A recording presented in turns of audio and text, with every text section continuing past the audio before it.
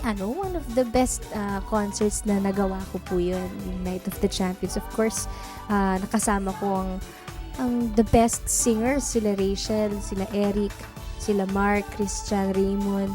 Kahit sobrang dami na niyang achievements, ang dami niya nang narating, ganun pa rin siya. Parang sobrang walang yabang, walang ere.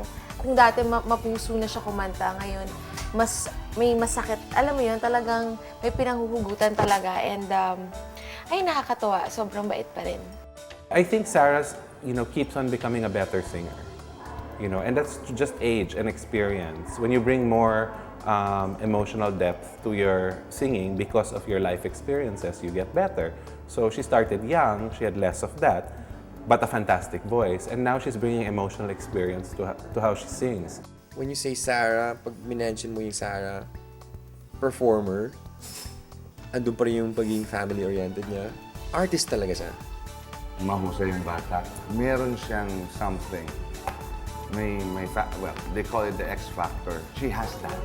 She has that. You cannot explain that.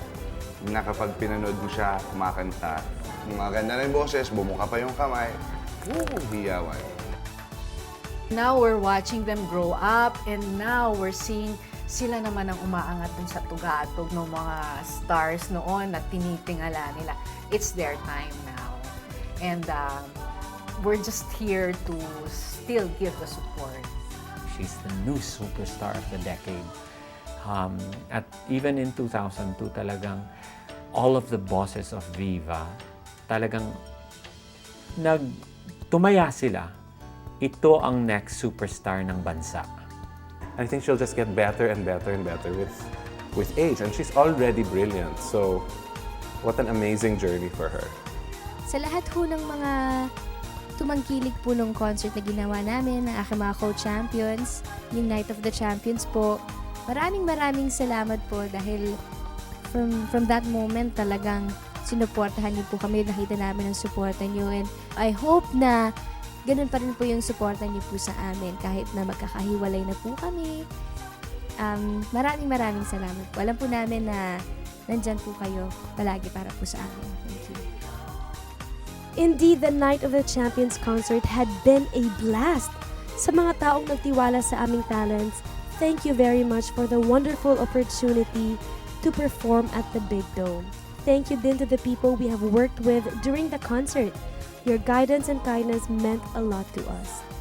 To our family and friends, your love and support gave us the boost and confidence para maging strong sa pagharap sa mga challenges. Maraming salamat for always being there for us. To our fans and supporters, abot-abot ang aming pasasalamat. Dahil sa inyo, patuloy pa naming gagalingan ang aming craft. Sana'y hindi kayo magsawa. At kay Lord, umpisa pa lang, hindi mo na ako pinabayaan. You are my strength as always. Super thank you for everything. I love you all. To my next entry, sincerely, Sarah. Maaring mahirap nga maging successful. Mahirap po talaga. Pero ang importante po, hindi po kayo sumusuko sa kahit anong laban.